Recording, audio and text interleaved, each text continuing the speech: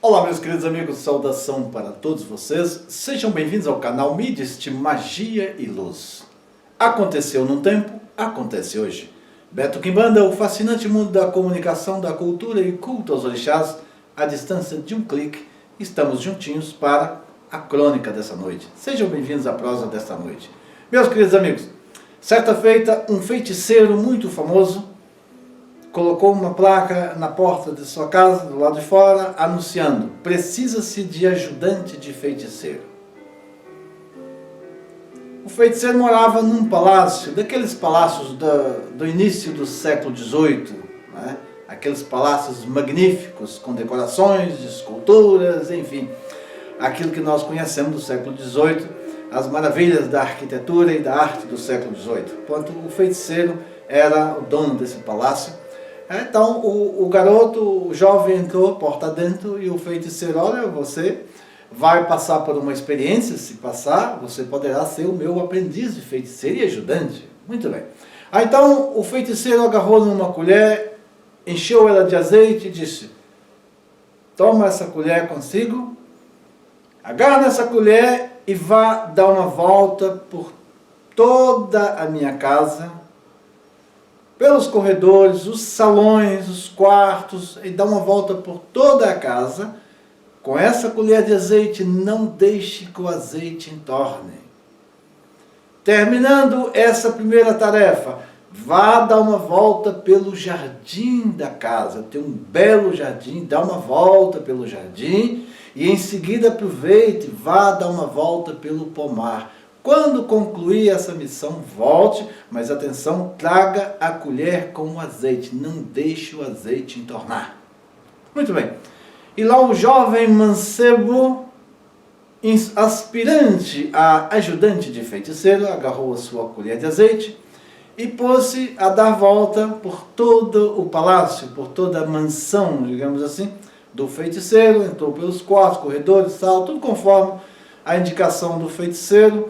Saiu, deu uma volta pelo belíssimo jardim da casa, estendeu-se pelo pomar da casa e por fim voltou com a sua colher de azeite e trazia consigo a colher com o azeite, não entornou o azeite.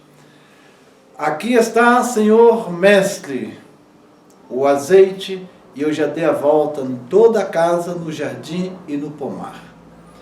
O feiticeiro então perguntou: meu jovem, então fala-me da beleza das pinturas que eu tenho nos corredores, nos salões. Fale-me das obras, das pinturas, dos famosos pintores que eu tenho em toda a casa. Fale-me das belíssimas esculturas que está espalhada por toda a casa. Mas o senhor não me pediu para olhar essas coisas? O senhor me pediu para levar a colher de azeite? O senhor não pediu para olhar a escultura nem nada? E eu levei. Meu jovem, então fale-me da beleza das orquídeas, as tulipas, as rosas de várias cores. Fale-me da beleza do jardim. O que é que você viu lá? Ah, mas o senhor não me pediu para ver beleza de rosas. Eu não sei nem que rosa tem lá, que flor tem lá. O senhor não me pediu. Meu jovem, fale-me das frutas. Qual é a fruta mais saborosa que você viu no meu pomar? Ah, mas o senhor não me pediu para olhar a fruta, o senhor pediu para dar uma volta no pomar, não sei, que tinha lá todas as frutas, o senhor não me pediu. O feiticeiro disse: agarra outra colher, coloca o azeite, volte lá novamente, dê mais uma volta por toda a casa, dê mais uma volta pelo jardim, dê mais uma volta pelo pomar e traga-me o azeite. A colher não pode, você não pode deixar entornar o azeite. Depois venha falar-me de tudo que você viu.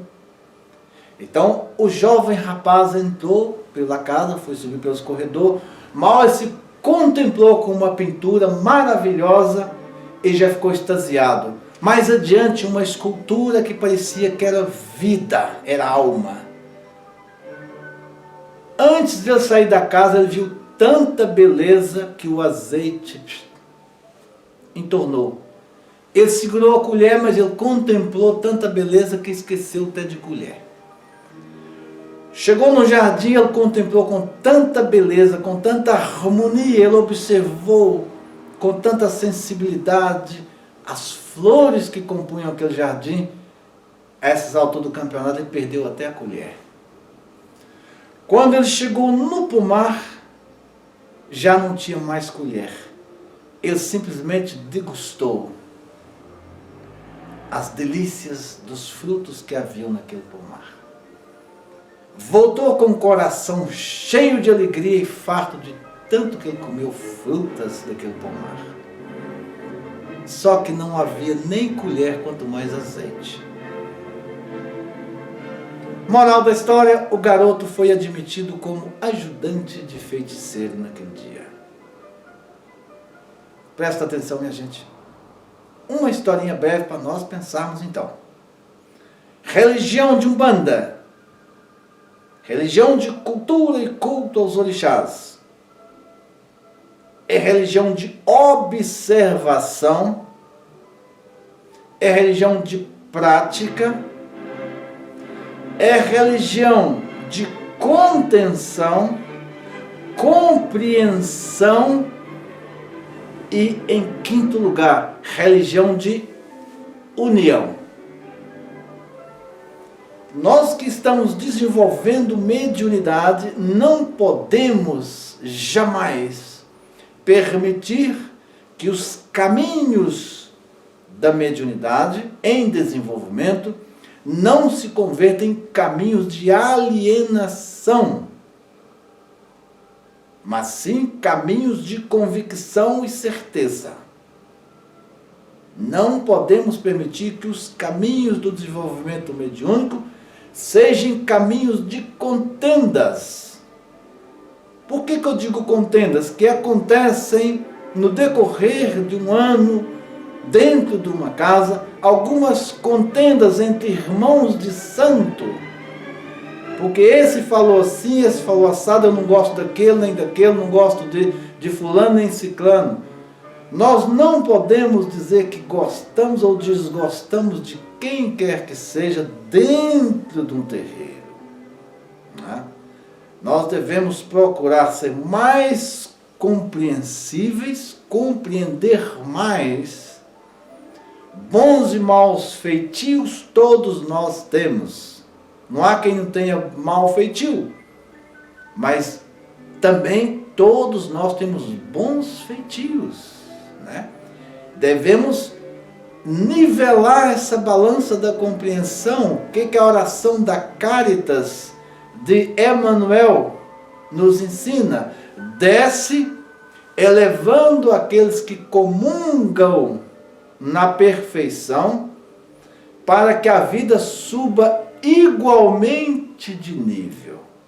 Se sabe, não critique o irmão transviado em desajuste do espírito. Lembrai-vos, pois, que pão amaldiçoado é fel em taça incandescente, e que mestre de todos os mestres é Jesus Cristo, que andou sobre as águas e comparou seu reino a um simples grão de mostarda. O que o nosso irmão do astral quis dizer com taça incandescente? Mel servido em taça incandescente é tal e qual fel. Que mel é esse que ele fala? Ele nos alerta, porque não adianta se nós sorrirmos diante dos nossos irmãos, mas o nosso coração está petrificado. Não adianta nós vestirmos roupa branca diante dos nossos irmãos e para prestar culto aos nossos orixás, se o nosso coração está cinza, opaco, está fechado. Né? Então, circuncisai primeiro os vossos corações. Essa frase é de Jesus Cristo.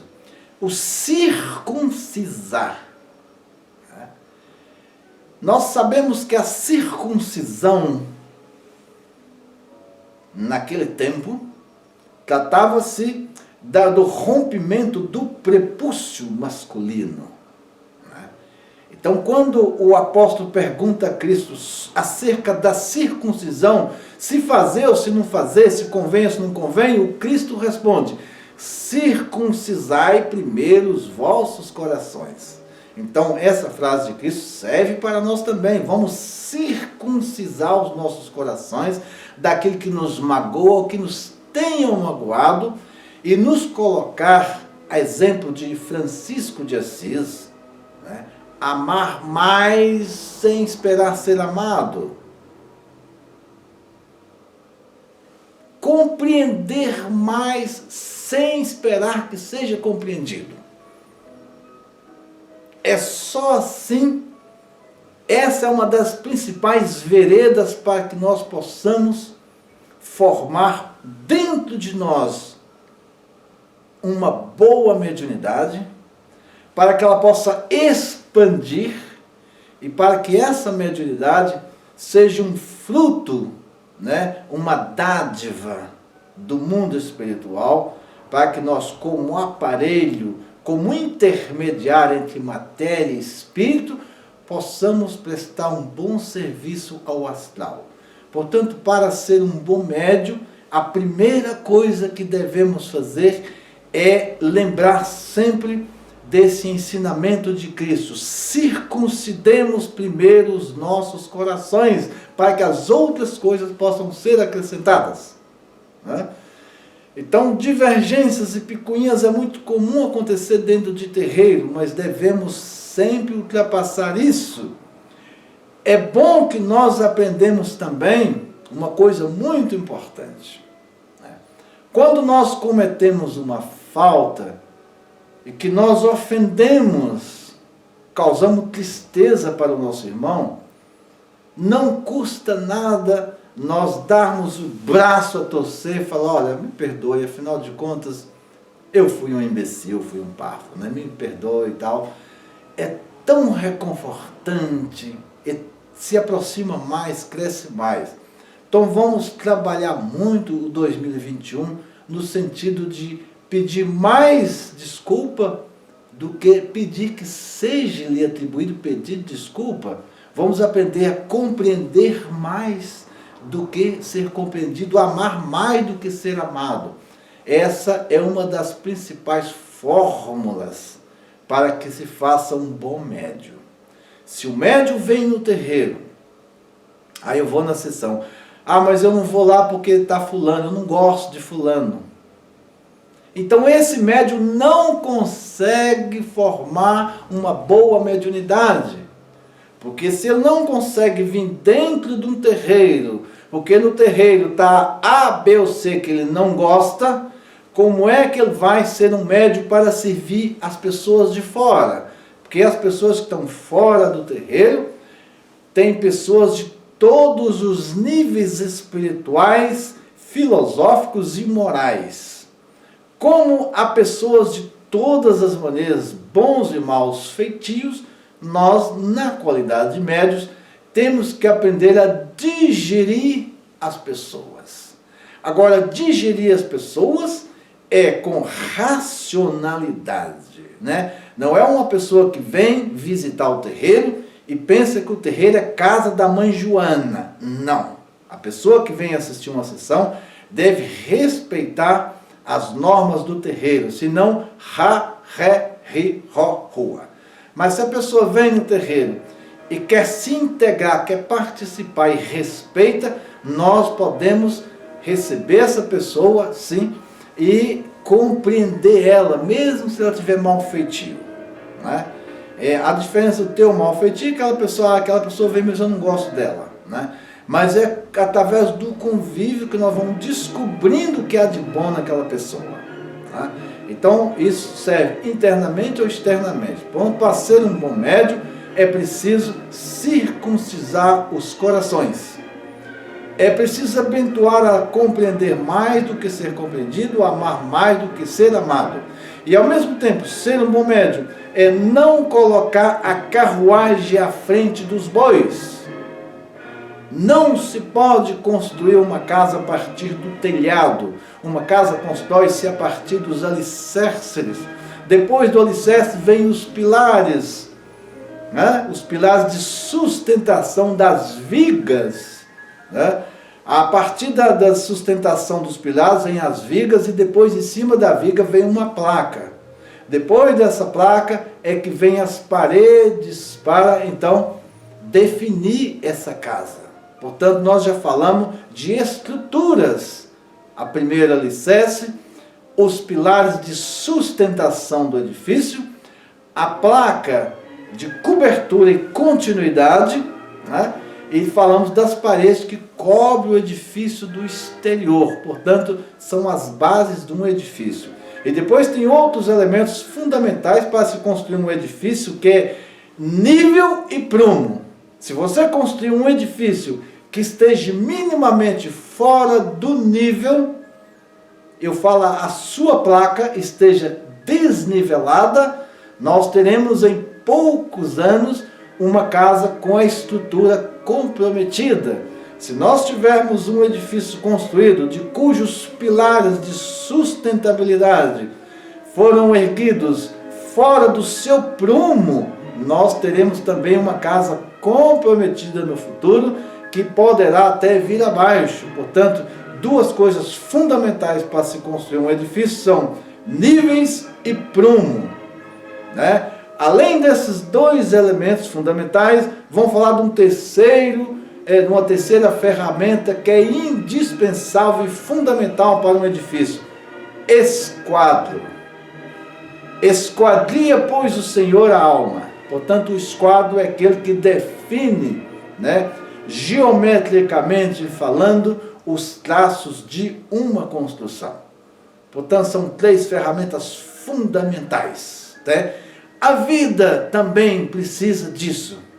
A vida, nós precisamos ter nível de compreensão, nós precisamos andar a prumo com os nossos objetivos, aprumar nossas ideias, e nós devemos ter linha, né? E a linha propõe-se com o esquadro, ou ela vai para a direita ou para a esquerda. Na verdade, a linha faz um quadro retangular, triangular, ou seja, ela propõe linhas retas, né? E ela define espaço.